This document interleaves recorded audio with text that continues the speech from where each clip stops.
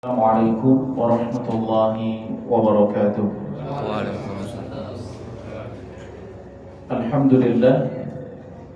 Alhamdulillahilladzi hadana li hadza wa ma kunna linahtadiya laula an hadana Allah. Asyhadu an la ilaha illallah wahdahu la syarika lah wa asyhadu anna Muhammadan abduhu wa rasuluh. Allahumma shalli wa sallim ala Muhammad wa ala alihi wa ashabihi wa ala kulli man sara ala nahji ila yaumiddin, amma ba'd. Jamaah sekalian melakukan Allah Subhanahu wa taala, alhamdulillah kita bertemu kembali setelah kemarin bertemu dengan bulan Ramadan, kemudian juga bertemu dengan bulan Syawal. Kalau sekarang sudah bulan Dzulqa'dah ya. Dzulqa'dah.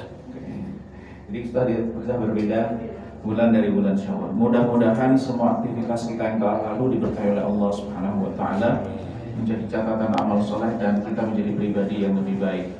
Dan pada kesempatan siang hari ini insyaallah bagian dari kajian Tazkiyatun Nafas itu tentang kesabaran, atau kalau dalam bahasa kita adalah memperkuat kesabaran.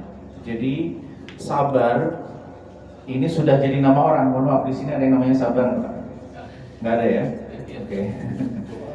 Jadi kalau ada namanya sabar udah selesai lah, inilah orangnya. Jadi jamaah sekalian, kata sabar ini berasal dari bahasa Arab yang diserap ke dalam bahasa Indonesia, sehingga saya sendiri tidak tahu dalam bahasa Indonesianya apa yang aslinya. Kira-kira apa, Pak? Sabar ya. Nah, sabar ini serap dari bahasa Arab yang berasal dari kita tiga huruf ya, shad, ba, dan ro. Yang kemudian akar katanya adalah sobaro.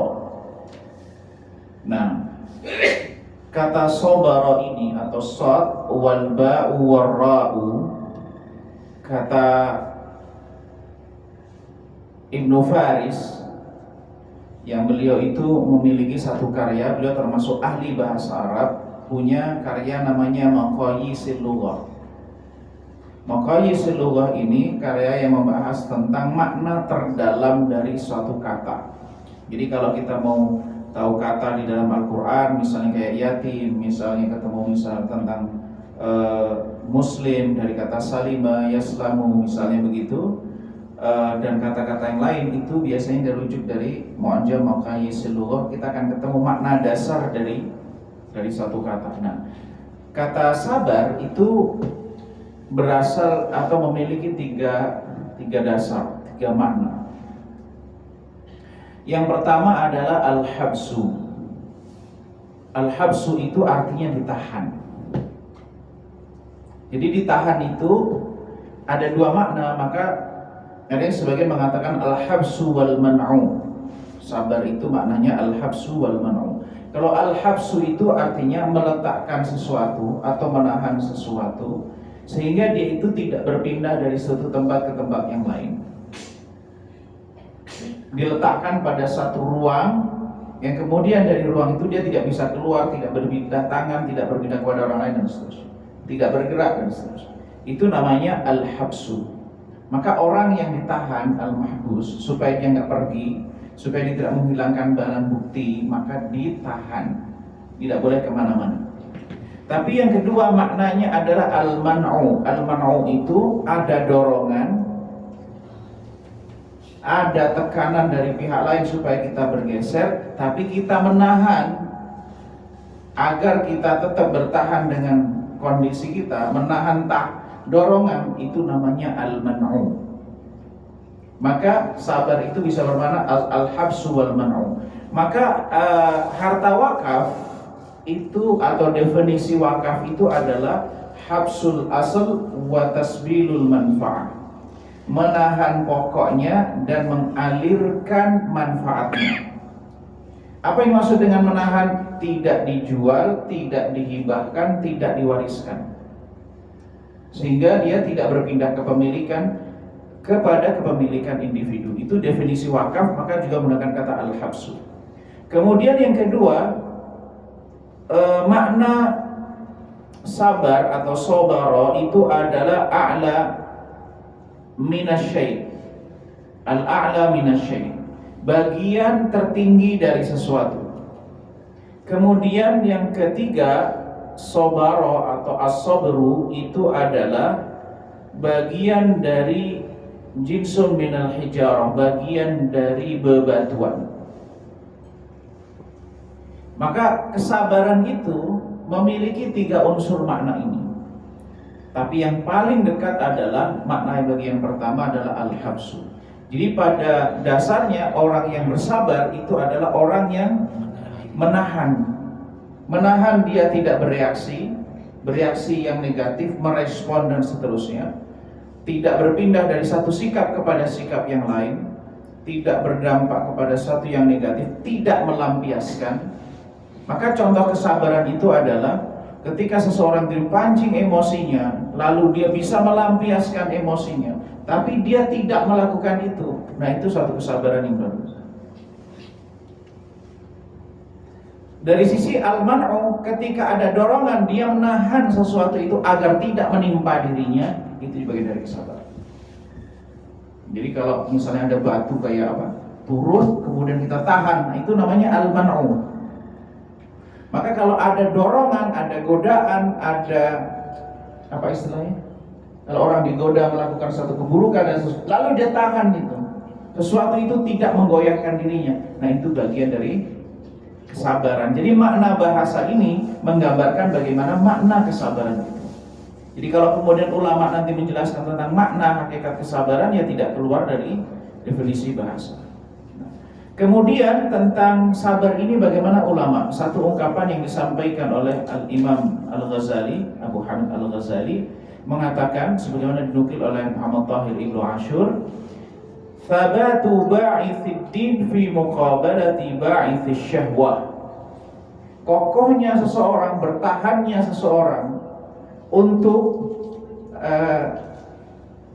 mendominasi dorongan agama, menangnya dorongan agama atas dorongan syahwat.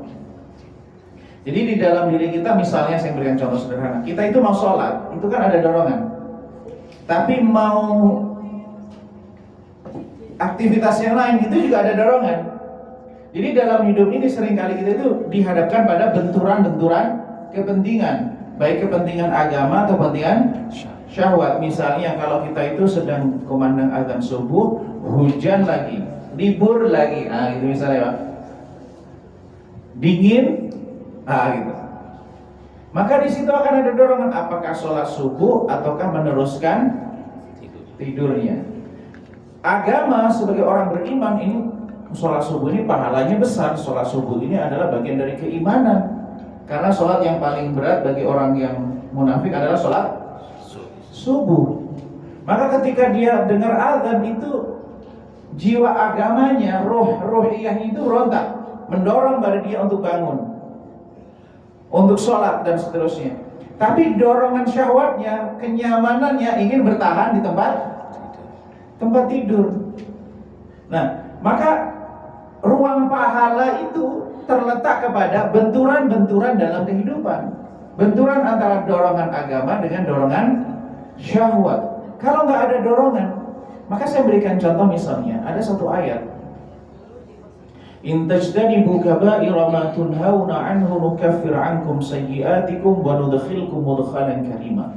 Kalau kalian itu menjauhi dosa besar yang kalian dilarang melakukannya, maka niscaya kami hapuskan keburukan kalian dan akan kami masukkan kalian dalam kemuliaan. Orang itu dikatakan menjauhi berarti dia ada potensi. Orang kalau misalnya dia nggak tergoda, maksudnya dia nggak ada godaan, nggak ada peluang, berarti kan nggak tergoda, nggak ada upaya menjauhi, memang nggak ada. Tapi kalau orang itu bisa korupsi, orang itu bisa melakukan tindak asusila, tindak apapun lah begitu yang melanggar hukum, dia punya kesempatan dan dia bisa, lalu dia menahan dirinya, nah itu pahalanya di situ. Tapi kalau orang nggak punya kesempatan, ya memang dia nggak korupsi, ya memang dia nggak punya kesempatan korupsi. Dia nggak melakukan tindak asusila karena memang nggak punya kesempatan itu lain persoalan. Maka ayat itu berbicara tentang orang yang punya kesempatan, lalu bisa memenangkan pertarungan itu, itulah orang yang mendapatkan kedudukan mulia dari Allah. Nah, para ulama mengatakan bahwa sabar itu adalah ummul fadail. Ummul fadilah, fadilah itu artinya akhlak mulia, perilaku mulia. Nah, induknya, ibunya itu adalah as-sabr. Karena kalau kita gali dari banyak perilaku-perilaku mulia itu, ternyata basis dasarnya adalah kesabaran. Sebagai contoh misalnya al-hilmu. Al-hilmu itu pemaaf. Orang memantik supaya kita itu emosi, supaya kita itu melampiaskan amarah, supaya kita itu teriak, supaya kita itu membanting, melempar piring dan seterusnya. Tapi kemudian kita itu menyikapinya dengan lapang dada.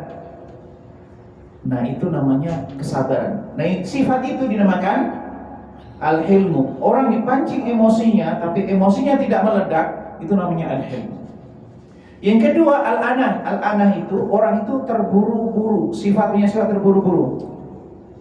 Al-ajalatu minasyaiton. Terburu-buru itu bagian dari sifat setan. Terburu-buru pengen bisa beli ini, terburu-buru pengen bisa melakukan ini, terburu-buru pengen segera makan, terburu-buru supaya segala macamnya. Terburu-buru itu adalah godaan setan. Nah, terburu-buru itu sebenarnya akarnya adalah ketidaksabaran. Maka orang yang dia itu mampu melakukan sesuatu dengan tidak terburu-buru, bukan berarti berlambat-lambat, tapi apa? Secara tahapan menjalani sesuai tahapannya, sesuai prosesnya. Al-anah, santun, itu akarnya juga kesabaran.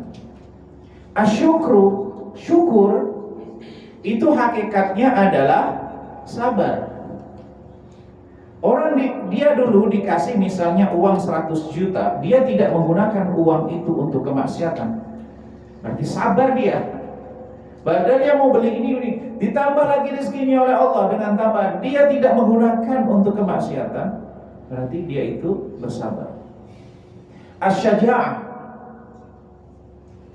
keberanian. Keberanian itu juga akarnya adalah kesabaran, karena daya tahan dia mengatasi rasa takut yang ada di dalam dirinya, pukulan demi pukulan, hentakan demi hentakan, yang dia itu mampu bertahan menahan rasa sakit, itulah kemudian itu kesabaran. Termasuk al-hikmah. Al-hikmah itu adalah menempatkan sesuatu pada tempatnya. Jadi ketika seseorang itu mau ada orang bersalah, ada orang melakukan tindakan yang ini melanggar norma agama atau norma sosial dan seterusnya. Orang bisa jadi dia pengen meresponnya dengan segera, tapi orang berpikir kira-kira kalau respon begini nih dia jadi baik apa enggak? Contohnya bagaimana? Ketika ada orang Badui buang air di Masjid Nabawi, bagaimana respon sahabat? Marah-marah. Ada yang memukul, ada yang menghajar dan seterusnya. Tapi apa kata Nabi? Biarkan dulu. Itu kebijaksanaan Nabi Hakim. Begitu orang Badui itu selesai, Rasulullah minta sahabat untuk menyiram, sehingga orang Badui itu terkesan dengan sikap Nabi. Itulah kebijaksanaan. Karena ini orang Badui, maka sikapnya harus berbeda. Kalau yang melakukan ini Umar, seandainya Umar melakukan, tentu sikap Nabi berbeda. Seandainya Ali atau yang lain, itu akan berbeda. Nah, kemudian berikutnya arifku. Arifku itu kelemah lembutan, kesantunan. Contohnya, pernah suatu ketika ada sekelompok orang Yahudi menemui Nabi dan mengucapkan kata Assalamu alaikum. Assamu, bukan assalamu. Kalau kita kan dengarnya kayaknya kalau cepat kan seperti assalam ya. Assalamualaikum. Kan orang kan dengar assalamu alaikum. Kalau assalamu alaikum artinya binasa kamu, celaka kamu, gitu. Tapi kalau assalamu alaikum artinya semoga engkau selamat. Nah, Aisyah radhiyallahu taala anha yang nangkap pesan itu bila langsung merespon begini, wa alaikassamu wa la'nah. Kebinasaan itu untukmu, begitu juga laknat Allah. Tapi begitu mendengar Aisyah merespon begitu, Rasul bilang, arifku ya Aisyah, lemah lembutlah. Kenapa? Karena kelemah lembutan itu akan menjadikan keindahan. Lalu Aisyah bilang lagi, ya Rasulullah, tidak kan kau dengar dia apa yang dia katakan? Iya, saya udah dengar. Tapi kan sudah saya jawab. Apa yang menjawab? Wa alaik. Jadi oleh Nabi dijawab dengan wa alaik. Doaku dikabulkan, sedangkan doa dia nggak dikabulkan. Kan kalau kita kalau wa alik kan begitu juga untukmu. Kalau dia doakan binasa, begitu juga untukmu. Nah, itu bagaimana Nabi SAW, cara cerdas Nabi merespon sesuatu itu sesuai dengan kebutuhan, tapi telak. Gitu. Nah, kemudian berikutnya, dan itu tidak mungkin terjadi kecuali orang yang memiliki kesabaran yang tinggi. Merespon sesuatu sehingga tidak memunculkan responnya dampak yang lebih besar. Jawaban yang menyelesaikan masalah, jawaban yang tidak menjadi persoalan itu semakin melebar. Nah, ternyata ada hubungan yang erat antara kesabaran dengan kebenaran. Sebagaimana dalam surah Al-Asr, ini ada penjelasan yang sangat unik yang disampaikan oleh kalau baca kitab Jami'ul Ulumi wal Hikam karya Ibnu Rajab Al-Hambali ketika menjelaskan tentang syahwat dan syubhat. Beliau mengatakan bahwa di antara makna wa tawasau bil haqqi wa tawasau bis sabr, bahwa manusia itu kan penyakitnya ada dua, yaitu syahwat dan syubhat. Nah, wa tawasau bil haqq, saling nasihat menasihati agar mengikuti kebenaran, di lawannya kebenaran itu syubhat. Karena orang yang terkena syubhat, virus syubhat itu adalah tidak melihat persoalan sebagaimana apa adanya. Seperti, mohon maaf, kalau kita itu kacamata kita itu di bawah ukuran yang seharusnya kan ada meremang-remang, tulisan gak jelas. Nah, itu syubhat itu kayak gitu. Nah, orang yang terkena syubhat dia tidak bisa melihat kebenaran dengan cara yang jernih. Maka wa tawasau bil haqq wa tawasau bis sabr. Dan orang berada dalam kebenaran atau orang yang sudah ilmunya punya ilmu, godaannya syahwat. Nah, lawannya syahwat itu adalah kesabaran. Coba kembali kepada ungkapan Imam Ghazali. Nah, ya kan? Nah, dan dalam surah Al-Asr ini wa tawasau bil haqq wa tawasau bis sabr, untuk melawan dorongan syahwat itu dengan kesabaran. Maka sebenarnya tawasau bil haqq wa tawasau bis sabr ini menutup dua pintu keburukan yang sering menjerumuskan orang, yaitu pintu syubhat dan pintu syahwat. Begitu juga yang disampaikan oleh Ibnu Qayyim rahimahullah di banyak tempat.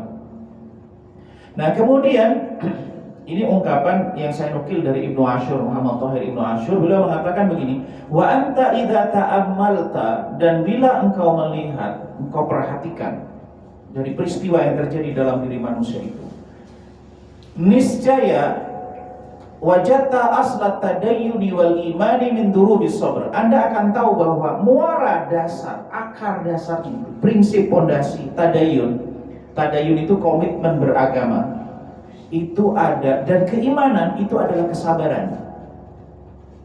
Jadi kalau kita ibaratnya agama itu satu bangunan, keagamaan. Jadi apa bedanya agama, din dan tadayyun?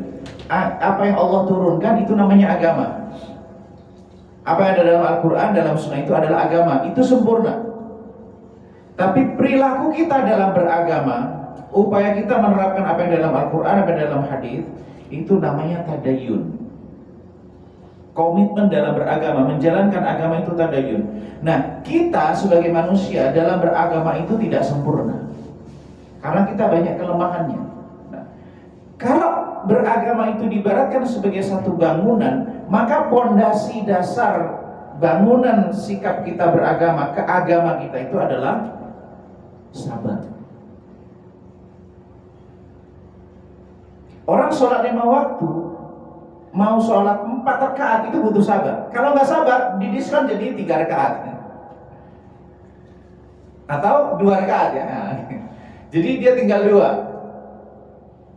Atau kalau subuh, dia nggak sabar, didiskon sehingga nggak ada sholat subuh. Kan ada sekelompok kalangan ya menyimpang lah, yang semula sholat 5 waktu didiskon jadi 3 waktu. Nah, orang itu akan mendiskon ketika tidak ada kesabaran. Nah, beliau mengatakan bahwa basis dasar itu ada kesabaran, karena keimanan dan agama ini akan berlawanan dengan hawa nafsu. Nah, pondasi energinya, sumber energinya itu kesabaran untuk melawan hawa nafsu. Kemudian berikutnya, Allah Subhanahu wa ta'ala menyebutkan ini tentang sabar dan musabarah. Ada istilah sabar dan ada musabarah. Allah Subhanahu wa taala berfirman, "Ya ayyuhalladzina amanu isbiru wasabiru warabitu wattaqullaha la'allakum tuflihun." Jadi kalau kita bagi ini ayat, ya ayyuhalladzina amanu, wahai orang-orang yang beriman. Khitabnya ditujukan orang yang punya keimanan.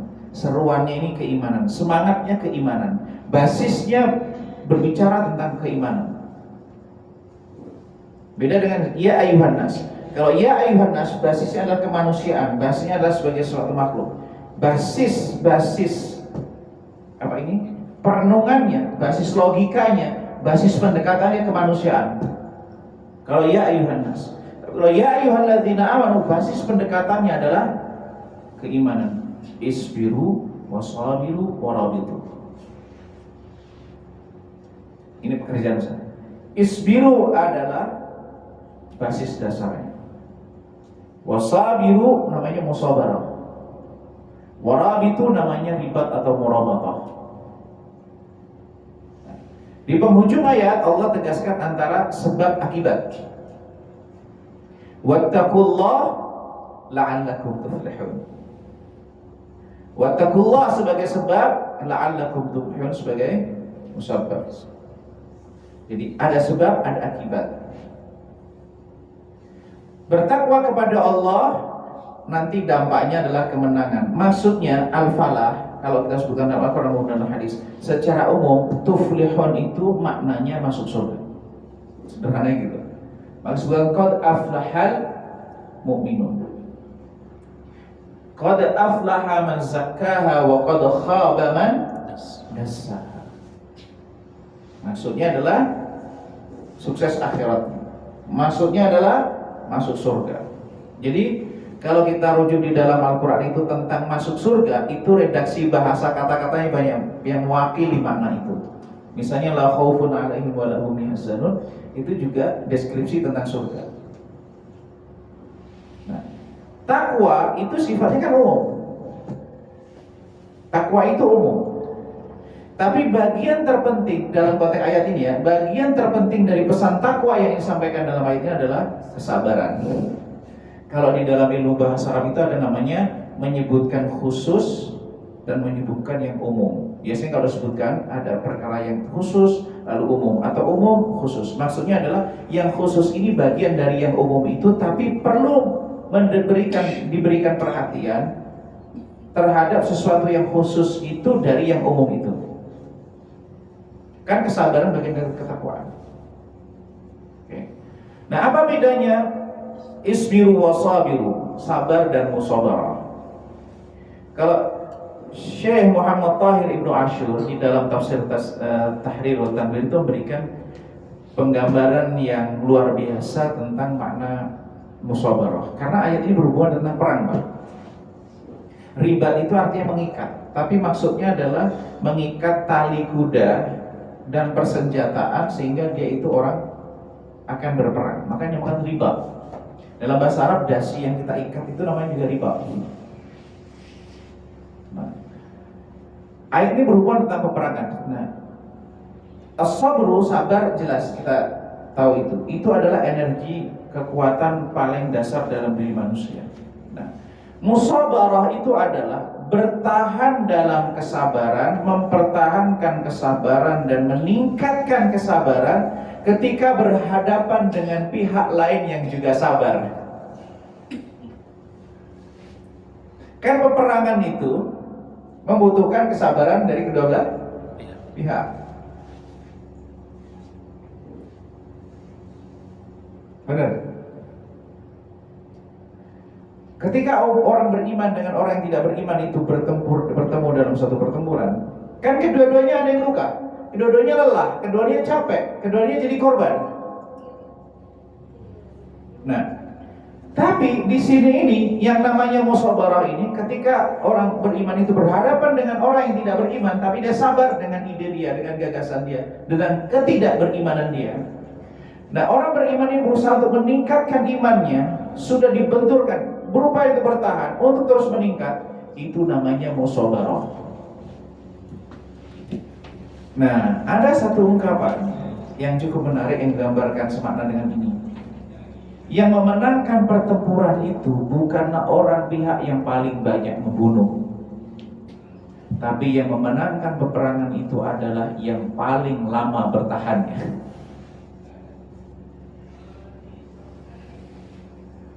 Jadi yang juara itu bukanlah yang paling cepat, tapi yang mampu paling lama bertahan. Ini kayak maraton berarti. Yang paling lama bertahan dia. Makanya ini gambaran tentang perang Vietnam, perang di mana itu, di Afgan ya. Atau sekarang mungkin saudara kita di Palestina, korbannya banyak, jatuhnya banyak gitu. Tapi siapakah dari kedua belah pihak yang paling siap bertahan lebih lama dalam situasi sulit dan situasi berat? Itulah yang namanya musabarah. Maka ketika kita itu berhadapan dengan tantangan-tantangan dalam hidup yang terus menguji, terus menantang kesabaran kita, di saat yang sama kita itu terus memunculkan energi kesabaran, maka orang dalam hidup ini sejauh mana dia mendapatkan sumber kesabaran, maka dia akan semakin mampu lama bersabar, bertahan. Kalau dia sudah habis sumber kesabarannya, disitulah kemudian dia mentok.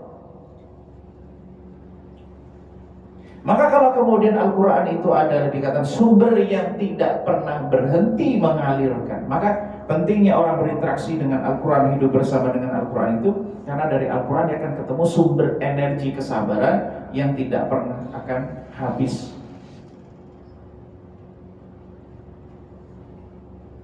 Maka penting kita dalam hidup ini, dalam keluarga, dalam seterusnya itu, untuk menemukan energi kesabaran dalam segala situasi apapun, sesulit apapun. Dan apapun pilihan yang kita ambil,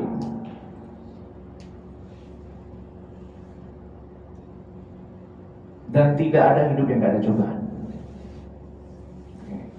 Jadi semakin lama dia bertahan, itulah yang akan mendapatkan kemenangan dalam pertempuran.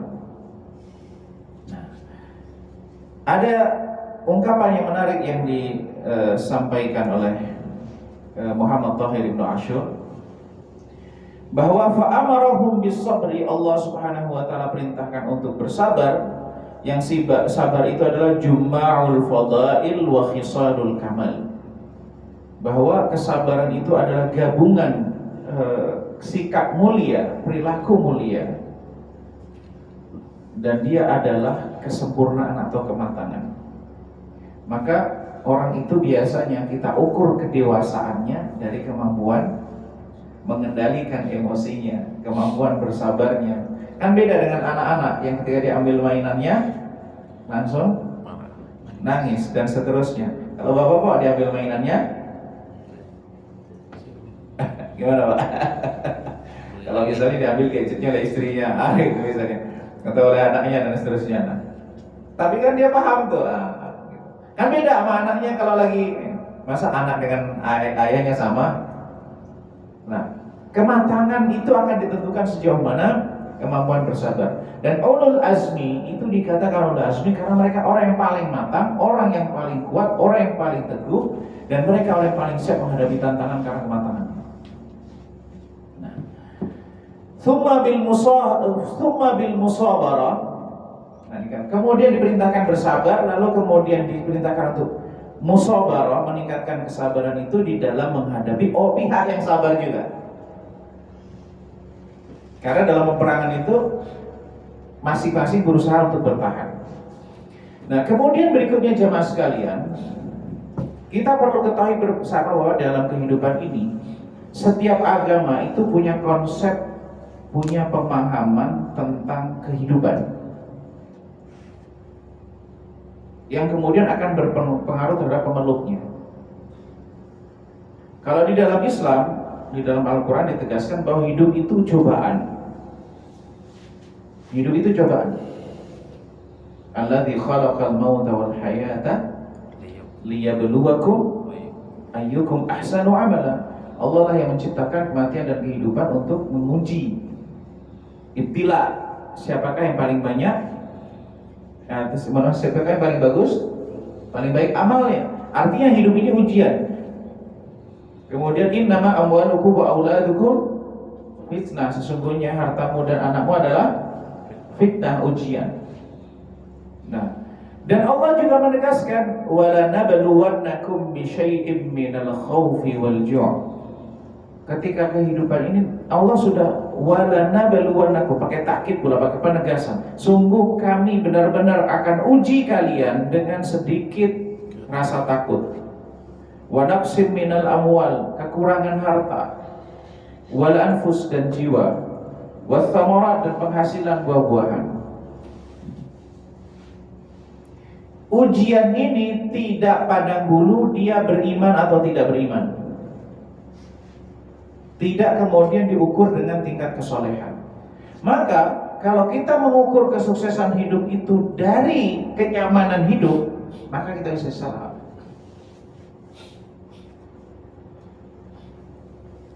Karena ada orang soleh hidupnya sengsara. Sengsara dalam pengertian sengsara ini ya, maksudnya bukan sengsara negatif, maksudnya sengsara artinya makan nggak bisa, minum nggak bisa dan seterusnya, serba kekurangan. Ada nggak? Karena dunia ini bukan darul jaza. Nah ini, karena dunia ini bukan darul jaza, maka jangan kaget ketika kemudian kita tidak menemukan korelasi yang lurus antara kesolehan dengan jumlah harta, kesolehan dengan kesehatan, kesolehan dengan keturunan, kesolehan dan seterusnya. Bahkan orang-orang soleh itu diuji, ada yang diuji dengan anaknya, ada yang diuji dengan istrinya, ada yang diuji dengan hartanya, diuji dengan fisiknya. Nabi Ayub diuji dengan apa? Fisik. Nabi Ibrahim diuji dengan apa? Keluarga, anak. Nah, dengan Nabi Ibrahim, ayahnya ya. ayahnya. Oke. Nuh alaihissalam diuji dengan anaknya. Lut alaihissalam diuji dengan istrinya.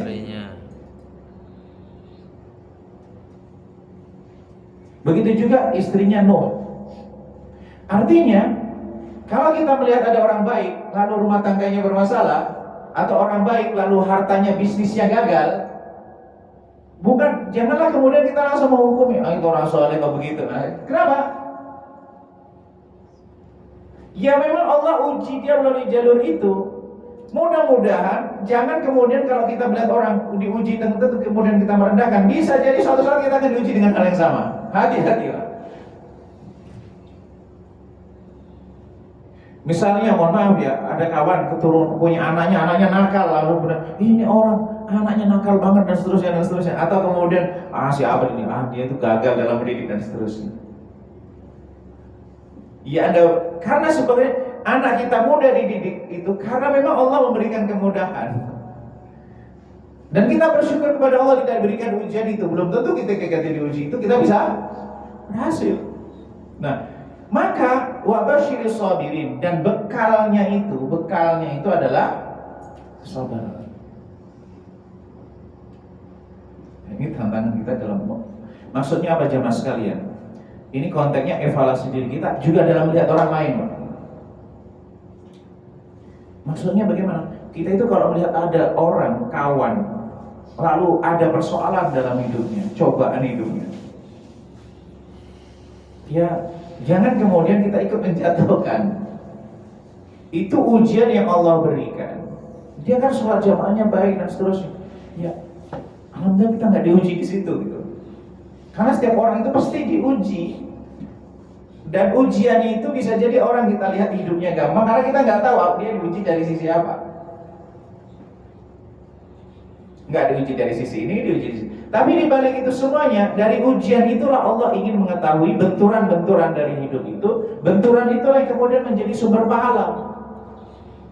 Wa basyirus sabirin, dan berikanlah kabar gembira bagi orang-orang yang bersabar. Maka bagaimana mengembalikan semua urusan itu kepada Allah Subhanahu wa taala? Maka ketika menghadapi persoalan-persoalan seperti yang dihadapi kaum Lut, dihadapi oleh Nabiullah Lut, para nabi itu, kembalikan kepada Allah Subhanahu wa taala. Alladzi khalaqal mauta wal hayata liyabluwakum ayyukum ahsanu amala. Yang menguji kalian siapakah di antara kalian paling paling baik amalnya. Ihsan. Paling baik itu bagaimana? Yang paling tepat sesuai dengan kondisi situasi, yang paling sesuai dengan SOP-nya. Ya, kalau kita lihat nih sikapnya Rasulullah terhadap orang Badui dengan sikapnya terhadap Usama kan beda banget. Padahal bisa jadi pelanggarannya orang Badui itu seakan-akan lebih besar secara umum, tapi tegurannya lebih keras. Kemudian Allah Subhanahu wa taala juga berfirman, ini tentang konteksnya adalah kesabaran itu sumber pahala. Tapi kadar antara satu orang dengan orang yang lainnya itu berbeda-beda. Dan mengukur kesabaran itu perkara yang sulit. Dia bukan kuantitatif. Sulit mengukur kesabaran itu dengan angka kuantitatif. Kalau misalnya orang bersedekah 500.000 kan bisa di kuantitatifkan kan? Tapi kesabaran sulit. Maka qul ya ibadiyalladzina amanu taqu rabbakum lilladzina ahsanu fi hadhihi dunya hasanah wa ardullahi wasi'ah innama yuwaffas sabiruna ajrahum bighairi hisab. Ada dua hadis paling tidak yang semakna dengan ini. Contoh yang pertama, as-shaumu li wa ana ajzi bihi. Puasa itu untukku dan aku yang akan memberikan pahalanya. Kenapa? Kalau kita tahu apa sisi yang paling ditekankan dalam puasa, kesabaran. Yang kedua, hadis yang lain, ketika seseorang itu marah, bisa meluapkan emosinya, tapi dia tidak melakukan hal itu, maka nanti pada hari kiamat dia akan diberikan kemuliaan di hadapan semua makhluk. Ini kalau kita perjelas bahwa innama yuwaffas sabiruna ajrahum bighairi hisab. Jadi Allah akan berikan pahala, berikan kedudukan, berikan kemuliaan bagi mereka yang bersabar. Termasuk kesabaran yang, maka orang yang paling besar cobaannya itu siapa? Ulul azmi minar rusul. Innallaha idza habba qauman ibtalahu. Kalau Allah menyukai suatu kaum maka Allah uji mereka. Kemudian juga wala man sabara wa ghafara inna dzalika lamin azmil umur. Bahwa sikap sabar dan memaafkan itu adalah perkara-perkara yang diutamakan. Kemudian misalnya Allah Subhanahu wa taala juga berfirman, ya ayyuhalladzina amanu ista'inu bis-sabri was-salah innallaha ma'as sabirin. Kalau orang itu menghadapi tantangan, menghadapi cobaan, menghadapi persoalan dalam hidupnya, berbagai macam tantangan, yang diajarkan dua, memperkuat kesabaran. Yang kesabaran itu dijadikan sebagai sumber energi untuk menyelesaikan menghadapi persoalan. Namun di sisi yang lain juga bentuk real action lainnya adalah sholat. Kalau kita renungkan begini jemaah sekalian, persoalan dalam hidup ini, tantangan dalam hidup ini kan tidak luput dari sebab akibat. Siapakah yang menciptakan sebab akibat di alam semesta ini? Allah Subhanahu wa ta'ala.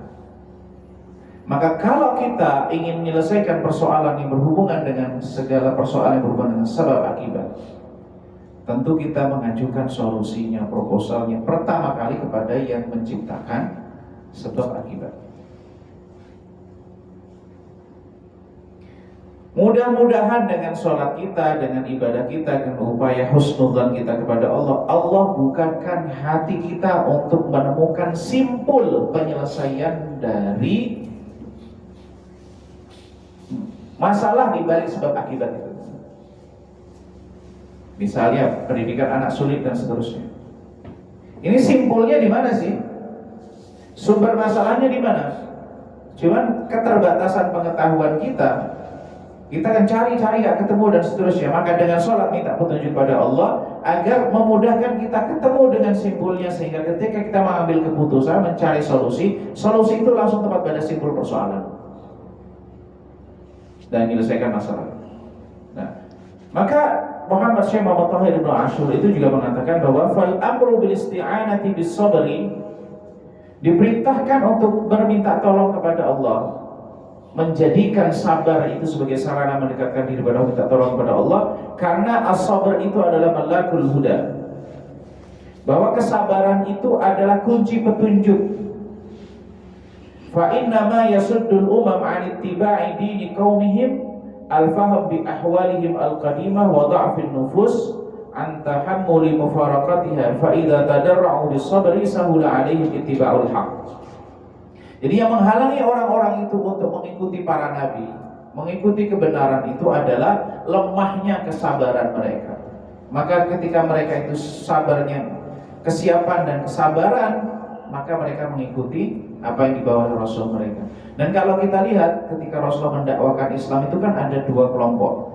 Ada kelompok yang langsung menerima, merespon, siap dengan segala tantangannya, ujiannya. Ada yang kedua, kelompok yang wait and see. Kelompok wait and see, Pak. Kelompok wait and see ini bagaimana? Rasulullah mendakwakan Islam, dia lihat dulu orang-orang gimana nih, tetangga gimana nih, siapa yang masuk Islam. Wah, jangan-jangan kalau saya ikut begini dan seterusnya. Orang yang tipe ini masuk Islamnya setelah Fathu Mekah. Kenapa? Ketika Fathu Mekah sudah aman, jadi dia bareng-bareng. Orang-orang udah pada ini dan dia bareng-bareng. Tetapi dia tidak akan mengejar mendapatkan apa yang dicapai oleh mereka yang sudah lebih dahulu berada barisan terdepan. Nah, maka orang yang berada pada barisan terdepan itu orang yang memiliki kesabaran yang lebih kuat menghadapi tantangan dan cobaan, sehingga dia tidak lagi wait and see. Apa yang terbaik, apa keputusan ambil, dia ambil. Nah, kemudian juga pada surah Ali Imran misalnya, capaian prestasi dalam hidup, capaian ukhrawi, kesuksesan ukhrawi itu dibutuhkan kesabaran. Sebagaimana Allah Subhanahu wa taala tegaskan, am hasibtum an tadkhulul jannata wa lamma ya'lamillahu alladziina jahadu minkum wa ya'lamas sabirin. Apakah kamu mengira masuk surga? Padahal Allah kan belum lihat nih, siapakah di antara kalian itu yang berjuang dan siapa di antara kalian yang sabar. Sabarannya belum kelihatan, belum diuji ini. Nah, ada yang unik ketika Rasulullah itu bermusyawarah dengan para sahabat sebelum perang Uhud. Ternyata orang-orang munafik itu ide dan gagasannya sama dengan yang diinginkan Rasulullah. Apa? Rasulullah dalam perang Uhud itu menyebut musuh di luar atau bertahan dalam kota? Bertahan dalam kota. Abdullah bin Ubay bin Salul mengikuti ide yang sama, tapi memiliki motif yang berbeda. Kalau Abdullah bin Ubay bin Salul kan kalau bertahan kota nggak kelihatan siapa yang berperang dan nggak berperang karena sama-sama dalam kota. Tapi kalau Rasulullah semangatnya adalah pertahanan, semangatnya adalah keselamatan. Maka begitu keputusan itu diambil untuk keluar kota, Abdullah bin Ubay bin Salul berbalik. Nah, ketahuan dia motifnya. Bersama dengan kurang lebih berapa? 300 ya? 300 orang pulang dia. Tidak ikut menyertai Rasulullah di perang Uhud. Nah, kemudian walanabluwannakum, niscaya kami akan uji hatta na'lamal mujahidina minkum was-sabirin. Nah, ini niscaya akan kami coba siapa, sehingga kami itu tahu nih, benar-benar terlihat, benar-benar nampak siapakah yang berperang dan siapakah yang bersabar. Maka jamaah sekalian, beragama itu membutuhkan kesabaran. Baik beragama itu dalam konteks memahami agama butuh kesabaran, menjalankan agama butuh kesabaran. Termasuk lalu bagaimana mengukur kesabaran ini? Nih, orang yang bersama dengan para nabi itu, wa ka'ayyin min nabiyyin qatala ma'ahu ribbiyuna katsir fama wahanu lima asabahu fi sabilillah wa ma dha'afu mastakan. Ada 3 hal untuk mengukur indikator kesabaran. Pertama, tidak wahanu. Fama wahanu. Wahanu itu lemah mental, down. Maka orang yang bersabar itu mentalnya bertahan atau semakin kokoh. Dia nggak down ketika menghadapi persoalan. Wa ma dha'afu, fisiknya nggak lemah, lalu kemudian fisiknya nggak drop. Dia masih bisa terus berusaha untuk bangkit dan seterusnya. Wa mastakanu, dan gak menyerah.